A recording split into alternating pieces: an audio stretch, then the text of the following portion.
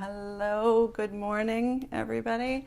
It's not so sunny out today, so I don't have to worry about the extra lighting and pulling the blinds down. So I thought now that we're going to be having the retreat down in Costa Rica this June, not everybody knows my story, so I thought now would be a really good time to share that with you and whoever you would like to share it with. I'm always happy to have any of my posts shared widely. So if you feel that it's something that would serve somebody or serve a group that you might be in, please, by all means, you're welcome to share it openly. So I'm Kitty Howard, and it's still morning here, so I'm just on my first coffee. I don't usually even drink coffee anymore, but today I felt like one. So yesterday was Valentine's Day, and Valentine's Day still gets to me. It's the day that I lost my father in 2012. We had been estranged for a little while, and it's also a day that I really think a lot about my son, because he was and is the one real true love of my life.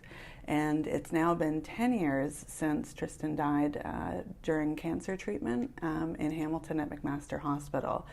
And it's been a long road. And at the beginning, I never thought I would get here to a place where I'm actually happy and doing well and striving and helping others. And it's because of losing Tristan and not having access to what I thought would be appropriate tools.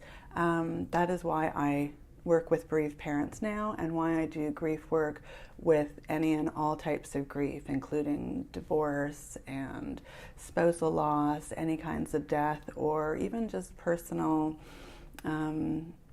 life's disappointments. That can bring a lot of grief into our lives as well. But back to the story, losing Tristan was a shock. He had died only 3.5 weeks after his diagnosis. When we received the diagnosis, we went straight to the hospital. There was a bed waiting for us in the children's ward. The oncology team was there when we arrived, and all the information came fast and furious. They told us that we would be home in time for Christmas, and this was, I believe it was November the 6th of 2008 that the diagnosis came in. It was a Friday, and we went straight to the hospital. This was 2 days after my birthday, and yeah, so it was a different kind of weekend from the one that we had planned. So this is the beginning of November, and or at the end of, I guess, the first week of November, and they told us that we would be home by Christmas if everything went well, and of course it didn't. At some point he contracted or developed an infection, I suppose would be the proper term, and didn't, and his little body just shut down. So the worst day of my life ever, and still hard to talk about. But in those days leading up, I promised him that I would figure out how to live a beautiful life without him, and it's been hard, and it apparently still makes me upset, but I have, and I've striven to make changes in life, to be proud, that he would be proud of, that I can be proud of, and now I help other people with their struggles. So the day-to-day life is good now. It's every year is different, every day is a little bit different. Years have gone by where I've, not realized that it was December the 1st, or kind of, skirted past the shoulder seasons without too much dismay. But at the beginning, it's really, really hard. And I want to be available to support people who are going through those times. There are lots of programs available, but there still don't seem to be enough, and there still don't seem to be easily accessible. So this is why I've worked on digital programs, and why I now offer online coaching with people directly through videos, services like Zoom, and through phone calls. We sometimes use Messenger, we sometimes use Voxer, And I want to be doing more workshops in my own hometown. I've just moved back here in December, on December the 1st, the 10th anniversary of Tristans' death. So I can support more people here and create more of a presence. Next week, I don't usually come on Facebook on the weekends, so you won't normally see me or be able to messenger me. Or you can messenger me, but I just won't respond probably unless it's Monday through Friday. You can always come to me at any time and ask me questions, get some advice, and we can talk about if you think a program might be a good idea for you. What else is happening? We've got the retreat in Costa Rica coming up in June.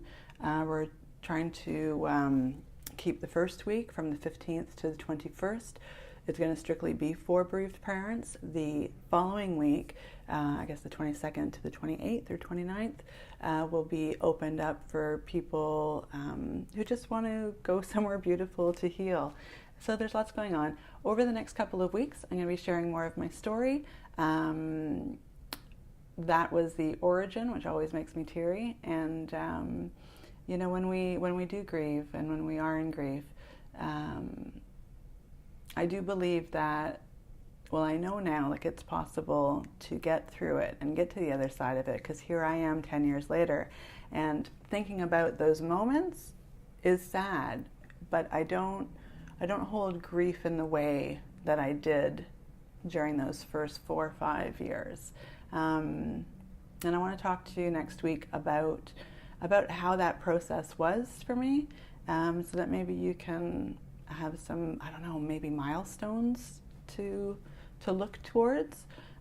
Just to give you a brief little overview, the first year, of course, it was right before the holidays, so I took off and went. I got swooped up by friends, and taken up to their place for the holidays. So I was up there for, I think, almost 3 weeks.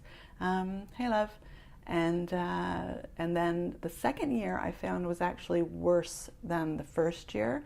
The numbness lifts, and the stark reality of this person being gone is really loud. It's really apparent, and there's this sensation that I hear a lot of the other mothers talk about, where you feel cut off. You feel like you're in a bubble. I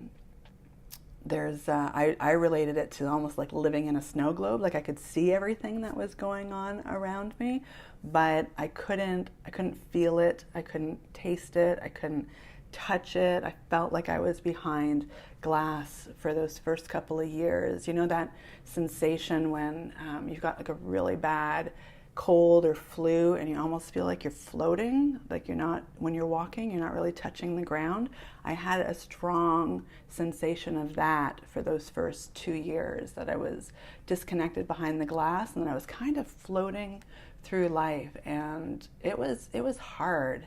It was like every breath, every moment, every step, every attempt to do something normal, like grocery shopping or, try to meet up with friends, was really difficult. But forcing yourself into those moments helps you practice. Yeah, it's right, Dan. It's really, it feels that way. It just feels like this total disconnect from everything else, and you want to be able to reach and touch it, but there's no brightness, there's no color, there's no flavor to any of it. But I can tell you, it got a little better in year 3. Year 4, I started feeling like I was more myself again, still always changed from the person I was before Tristan died, but a bit more in my own skin, a bit more able to relate with the world out there. And then that was the year I started planning how I was going to really bring that joy back into my life. And if I had learned how to do that sooner, I think I could have been able to manifest it sooner. It was in the early stages of that 4th year that I wrote down the list of all the things that I hadn't accomplished in life at that point. Dreams I'd had as a child that I wanted to do, become, achieve. And by writing that list, well, first of all, it was a little disappointing to look at it and realize that, damn, I haven't actually done all this stuff yet, and why haven't I done it? And I realized that fear was a big part of that. I was afraid to go to a country where I didn't know how to speak the language, and I always wanted to live in a Spanish-speaking country.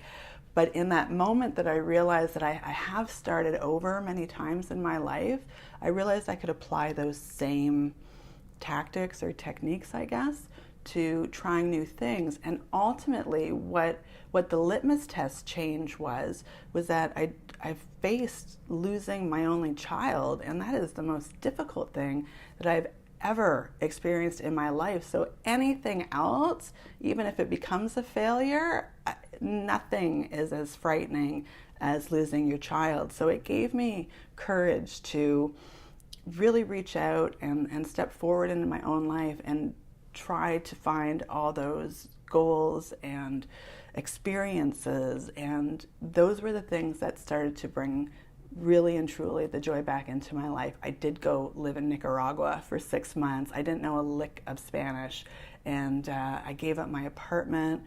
When I did come back, I did a bunch of courses. I got some new certifications.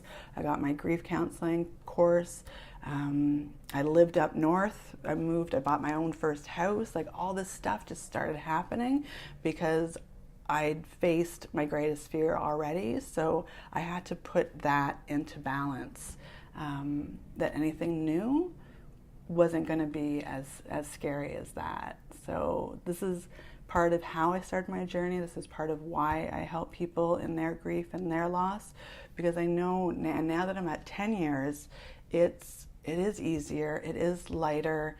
I didn't think it was possible, and I resented when people that were ahead of me in my own journey told me things like that. I had one lady who said, "Oh, my son's been dead for 18 years, and it's like it never even happened." And I was mortified by that statement. Like, to me, that was her saying that her son never happened. And I don't know, mine lives with me every day in my heart and in my days and in my dreams. So they can stay with us and provide us those loving feelings, because we still carry that love with us.